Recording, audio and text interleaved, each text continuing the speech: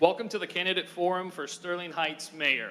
Hello, I'm Clint St. Mosley, past chair and current member of the Board of Directors for Connect Macomb, formerly known as the Sterling Heights Regional Chamber of Commerce. On behalf of our members, directors, and staff, we are grateful for the opportunity to present this year's Mayoral Candidate Forum. I will serve as moderator and will be asking the questions that were prepared by our media representatives. At this time, I'd like to introduce the candidates on the ballot for mayor, Mayor Michael Taylor and Matthew Ryan. Candidate Matthew Ryan has declined our invitation to participate in this event. With that said, we will proceed with Mayor Michael Taylor to allow residents to hear his answers to many of the important questions being asked of the candidates tonight. We thank everyone on the ballot for your desire to serve our great community. Even though we only have one candidate present, we will respect and maintain the forum process. Each candidate will be given 2 minutes for a personal introduction. Following the introductions, we will begin the questioning, where each candidate will again have 2 minutes to respond. Following the question and answer, each candidate will be given up to 2 minutes to give their final statement relating to why they should be elected or re-elected. Terry from the chamber will be our timer. When you're at 1.5 minutes, Terry will turn the light from green to yellow. When your 2 minutes are up, it will turn red. And if you go over that, you have to deal with Terry. We thank the candidates for participating today and the audience members for attending. We ask our audience to please refrain from applause, cheers, heckling, or other unacceptable behavior. Our intent of this is solely to provide the citizens of Sterling Heights an opportunity to know where the candidates stand on important matters and to see their vision on how to move this great city into the future. Thank you for your attention. Now let's begin with the personal introductions. Mayor Taylor, you have 2 minutes. Well, thank you very much, Clint, and thank you, Terry, for being here. I want to thank Connect Macomb for hosting this event, and most importantly, I want to thank the voters who are watching this event before they vote this year. For those that don't know me, my name is Michael Taylor. I'm the mayor of Sterling Heights. I've been mayor of Sterling Heights since 2014. I was first elected to the city council in 2009, and I served on the council until 2014 when my colleagues appointed me as mayor of Sterling Heights. I've lived in Sterling Heights since 2008. I'm married to my wife, Christina. Together we have 3 children, a daughter who's in high school, a son who's in middle school, and another son who's in elementary school. We're very actively involved in their lives and partner with the schools regularly, all 3 of whom attend Utica Community Schools here in Sterling Heights. I'm excited to be running for re-election this year. As I said, I've served for 11 years already, and my family and I are committed to this great city. It's been a very exciting time to serve. I've served with a number of colleagues over the years, but we've had relatively stable government because I think we've got a great city council right now. And some of the things I'm most proud of that we've accomplished is the resident-approved, voter-approved Recreating Recreation Initiative, implementing that, and this incredible community center that we're in right now, road investments of nearly $600 million during my term on the city council, maintaining the city's safe city ranking, the safest big city in Michigan, one of the safest big cities in the country, continuing to invest in quality of life initiatives. And if I'm reelected, my promise to the voters and to the residents, the business owners, and all stakeholders in Sterling Heights is I'll continue that commitment. Thank you. All right, thank you, Mayor Taylor. And now to the first question. What sort of policies need to be further implemented to make Sterling Heights a walkable or carless community, or one that is accommodating to pedestrians, bicyclists, and the use of public transit?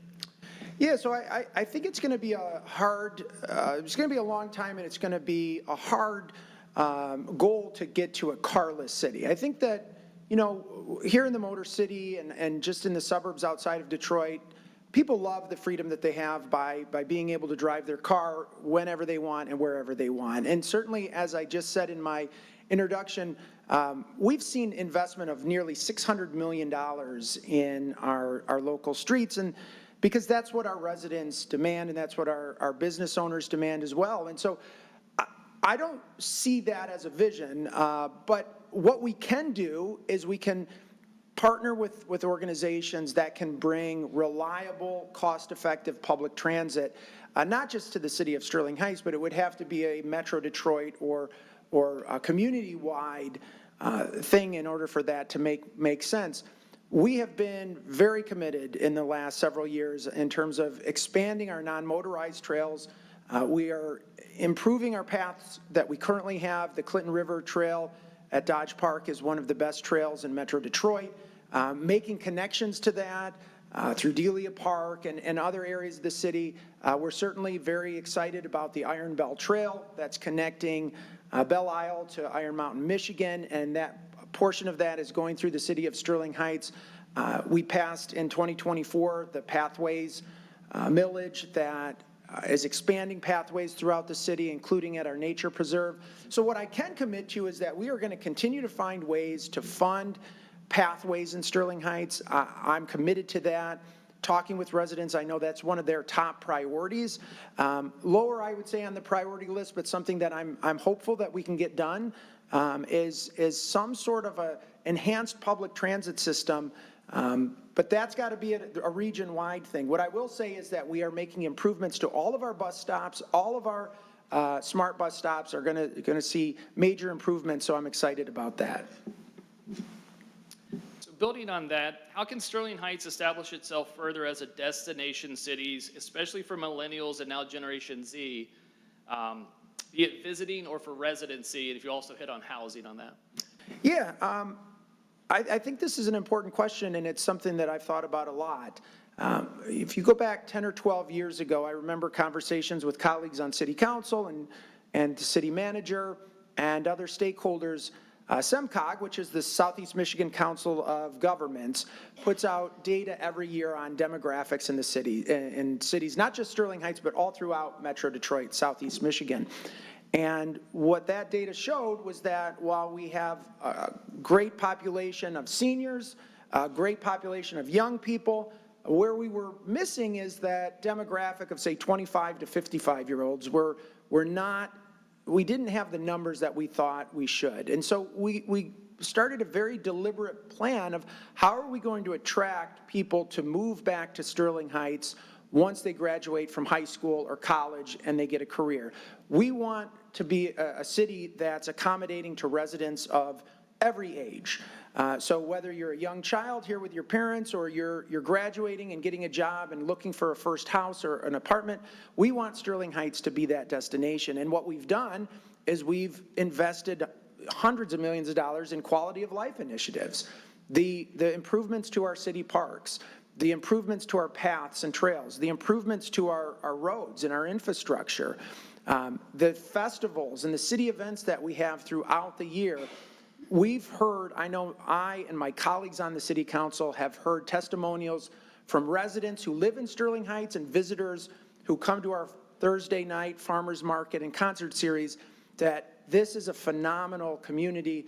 These amenities are what people are looking for, and we see it. We've seen those demographics change where more people in those age ranges I talked about are moving back. So we're constantly thinking about ways to appeal to every resident regardless of what their age is.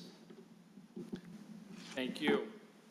Something on many citizens' minds is speeding. Speeding has been a major issue in the city for some time. How do you plan to address the issue? Yeah, thank you. It certainly is. I would say probably the number one safety complaint or safety issue I hear from residents is that there's too much speeding going on, particularly in our neighborhoods. So the city council, in conjunction with the city administration and the police department, formed a Safe Streets task force to look at all the different ways that, or a traffic calming task force, to look at all the ways that we can slow cars down. Because in a city of our size, we have a lot of police officers out there doing enforcement, but there's not enough police officers to be at every corner of the city all the time. So we need to come up with ways that we can naturally slow down traffic, and that's through better road design. It's through chicanes and curbs and beacons, flashing beacons for crosswalks. So we're looking at a number of different ways of controlling traffic, even when a police officer can't be there, but we've stepped up police enforcement. We've created specialized bureaus within the police department who are going out looking for speeding. And we want residents to know, and we want visitors to know too, if you're speeding in Sterling Heights, you run the risk of getting a ticket, and we're not going to stop. So certainly in terms of our public safety, safety on the roads is a high priority. I'm excited that just this past year, through our traffic calming task force, we created a program called Vision Zero. And the idea behind it is that we think that by 2050 in Sterling Heights, through proper planning, proper design, proper enforcement, we can reduce traffic fatalities and serious auto accidents down to zero. That's our goal, and that's our commitment to our residents here. So we'll continue to do that, and there's on the city's website, you can access the traffic calming dashboard, find out what we're doing, how we're enforcing those traffic laws in certain areas, and give us feedback where we need to do a better job. The industrial corridor between Mound Road and Van Dyke is of enormous importance to the city. Can you expand on a little bit about what those goals are for that area and for future areas you have planned for development? Yeah, so economic development is a major topic in the city of Sterling Heights. It has been as long as I've been here, and I know as long as I continue to serve here, it'll be a high priority for me. We're lucky that we have an industrial corridor between Mound and Van Dyke that runs in practically the entire length of the city. It's like the spine of our city, where we have major businesses like two Ford automotive plants, two Stellantis automotive plants. Ford and Stellantis have invested nearly or over $2.2 billion in those facilities over the past 10 to 12 years. We are going to continue to do everything that we can to support small businesses and local businesses and big businesses alike, because these businesses employ our residents. We have something like 70,000 people who work in the city of Sterling Heights. By having a vibrant local economy, it keeps property taxes low and shifts the burden on property taxes from our residents to businesses. So it allows us to continue to invest in quality of life and other things that our residents demand. But certainly, we're blessed to have such a vibrant local economy, and not just mom and pop shops, which we have a lot of. We have great big businesses too, and so we're going to continue to invest in that innovation district and make sure that people understand that if you're looking to relocate your business, if you're looking to expand your business, Sterling Heights is the place to be. Expanding on that into green energy, how can we as a city be more efficient in our energy use and attract businesses within the green energy and manufacturing sectors that are growing faster than their industrial counterparts? Yeah, I think what we can do is lead by example. So what we've started to do here in the city of Sterling Heights is look at every aspect of our city, look at every department, look at every service that we offer, and talk about whether we're doing it in a sustainable way. Just a few years ago, the City Council created a Sustainability Commission in Sterling Heights. It's our first Sustainability Commission ever. And these commissioners meet on a regular monthly basis to look at ways that we can improve what we're doing in City Hall, ways that we can electrify our vehicle fleet, ways that we can introduce other techniques and tools to reduce energy costs here and go greener. And so we also created the Think Sterling Green initiative. We've partnered with companies, AGS Automotive recently contributed $30,000 to a program that's sort of like the Adopt a Road, except they're adopting a median, and the funding that they provided allowed for something like 90 to 100 tree plantings, new flowers, shrubs, and other greenery. So we're committed to doing that ourselves, and we send the message to our business community that if you're a high-tech business, if you're on the cutting edge of green technology, we want you here. We can partner with you because we're doing those things as well. Switching gears to crime, although Sterling Heights consistently rates highly as one of the safest large cities in America, it is not without its share of crime problems. In your opinion, does our police department have the resources it needs to pursue and solve crimes of this nature? And if not, what can be done to improve the situation? Well, I'm not sure of what nature that question is referring to, but what I can tell you is that the police department is the single biggest department in terms of our budget every single year. More goes to our police department and from our general fund budget than any other service in Sterling Heights. The fire department is a close second, but I consider them both to be aspects of public safety.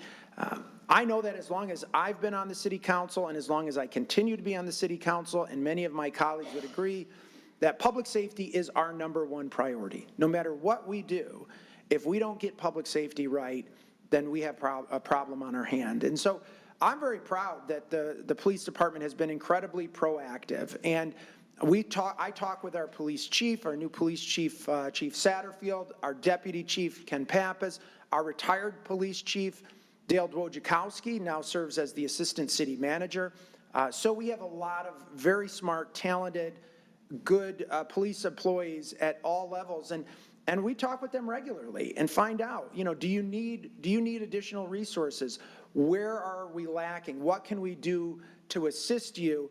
And we have those conversations on a daily basis. And knowing that our former police chief, Dale Wojciechowski, is now in city administration, his office is right next door to the finance and budget director. I see them talking regularly. If there's more we need to do, we will do it. The police will tell us, and we were very responsive to them. But I'm proud of the work that they've been able to do. We've continued to maintain our safe city ranking. Crimes for a city of our size are the lowest in the state of Michigan. And like I said, I'm very proud of that, and I will continue to support our police, continue to fund our police, continue to make sure we have the best police department possible. Thank you. Sterling Heights has used voter-approved tax funds to build new parks, facilities, and attractions for its residents, as you mentioned earlier. Has this effort reached its peak, or do you feel there are still more activities that can be added currently in years to come?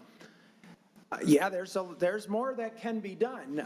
There's certainly more that can be done. But look, I'm comfortable taking a balanced approach to this. So we passed the Recreating Recreation Initiative in 2016, and that gave us this community center and the splash pad and the farmers market pavilion and the amphitheater and the new ball fields and improvements to literally every public park in Sterling Heights. That was great, and it continues to be great, and our residents and visitors continue to enjoy those amenities. 8 years later, in November of 2024, the voters passed the Pathways Initiative, which is going to improve Rotary Park, create a canoe and kayak livery for the city of Sterling Heights, going to give us funding to buy up green spaces for a land bank, going to allow us to plant tens of thousands of trees, going to make improvements at Red Run Park. A $10 million pickleball facility will be constructed with that funding. So I would say, I think we're good for right now. I think the residents deserve to have us implement those programs that we promised through the Pathways Initiative. It'll take a few years to get all of that completely set out. And the beauty of that Pathways Initiative is it provides funding for literally 15 years. So we've got a lot we can do with that money. But what we regularly do is we send out surveys to our residents. What do you like about what's going on in the city? What don't you like? What can we do better? What do you want more of? What do you want less of? And so it's a conversation that I'm very happy to continue having with our residents. We don't just propose these initiatives without giving them a lot of thought. So in the next 5 to 10 years, could there be another initiative, transformative in nature, that invests in our community, that improves the quality of life? Certainly, I hope there is, but we're going to get feedback from our residents first. Okay. Just as a reminder, as I mentioned earlier, these questions were submitted by our media partners. So I'll give you this one. What is your position on Sterling Heights taking in refugees from war-torn countries in other parts of the world? Sterling Heights taking in refugees from war-torn countries and other parts of the world. Look, I think that we as a city have decided that we want to create an identity And we've done that through our 2040 visioning statement. We previously had a 2030 visioning statement that we've expanded on and we've refined. And right there in our guiding principles, in our core values, we strive to be a welcoming and inclusive city. We have a community of Chaldean residents that some people estimate is the largest diaspora of Chaldeans in the entire world. And most of our, well, I shouldn't say that, many of our Chaldean residents are recent immigrants to the United States, recent within the last 20 years, especially with the fall of Saddam Hussein after 2003, many of these residents came. And I think you could say Iraq at that time, was a war-torn country. And Sterling Heights received those immigrants, accepted them, and they have been an incredible part of this community. I can't imagine Sterling Heights without the Chaldean community here. They're business owners, they're residents, they're voters, they serve on volunteer commissions in the city, and they're just a model of what you would want as partners in a city. And so if we can open up that opportunity to others in other areas of the world who are fleeing war and poverty and disease, then I think we have a moral obligation to do what we can to welcome those residents and do what we can to make their life easier. So I would be in support of it.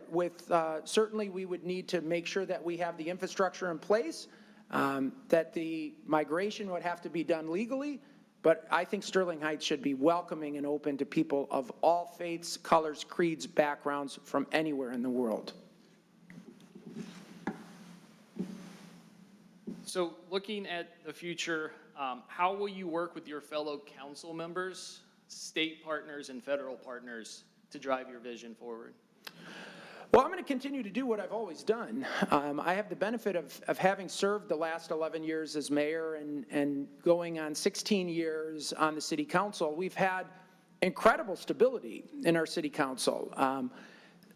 As I'm approaching 16 years on the city council, of the 7 council members, and myself included, 4 of us have been on the council for as long as I have, which means 3 of them have been on for even longer. So I know my colleagues, I appreciate each and every one of them. I consider all of them to be friends and not just colleagues and coworkers. So the working relationship that I have with the city council, I think is something I'm very proud of. I've gotten to know members of the county commission, the state legislature, the federal legislature, and I've developed those relationships over 15 or 16 years. So that when we need something from the federal government, or if there's grant money out there, if there's an earmark that we think that we can get, I know that I've established those relationships. I know the people to call, and I know how to get those things done. I'm going to continue to do that. I think it's incredibly important to create relationships with your federal, state, and county legislators. And, you know, I don't particularly ascribe to either political party. And I think that's benefited me because I have friends who are Republicans serving in Congress. I have friends who are Democrats serving in the State House and State Senate.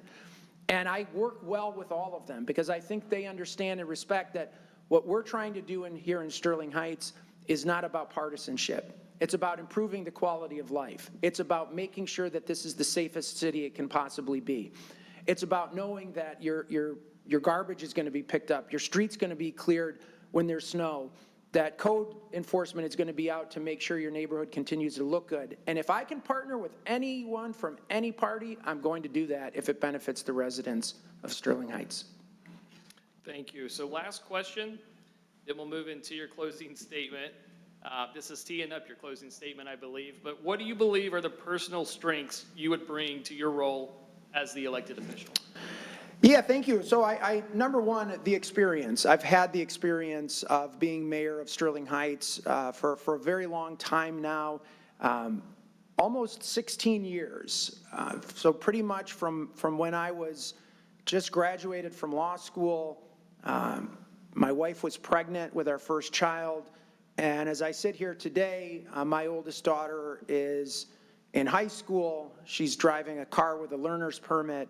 And my life has changed quite a bit, and I've matured and grown up quite a bit. And I think the perspective that I have is not going to be replicated by my opponent. And, you know, I'm disappointed that he's not here today.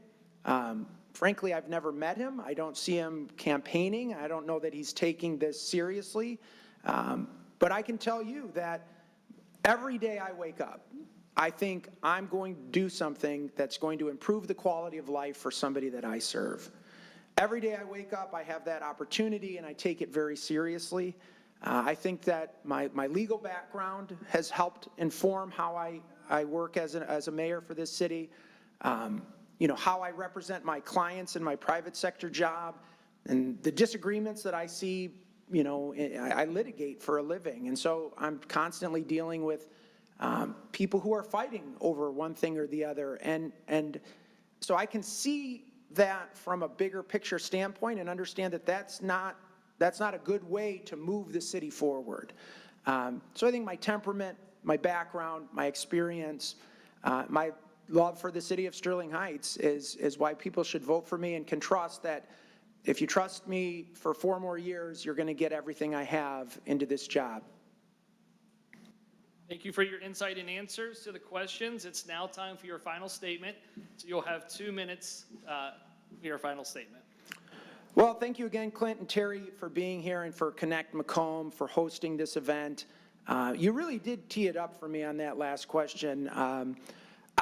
I just want to say to the voters, I've been incredibly grateful to have served as mayor of this city for the last 11 years.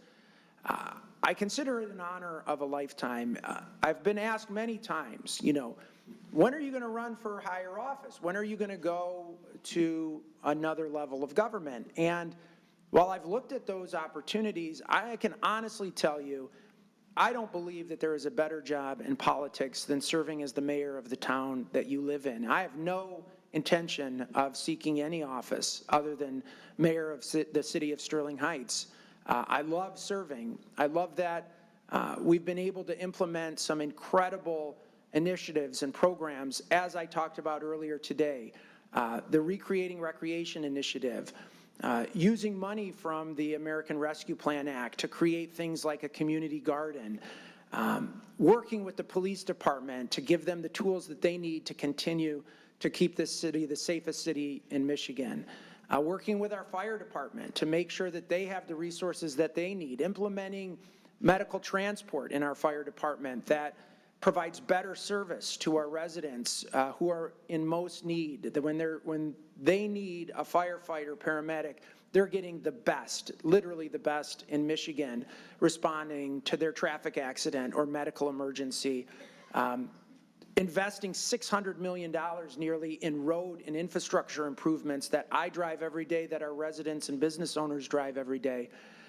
Continuing the historic investment that has made Sterling Heights literally the envy of every other Macomb County community.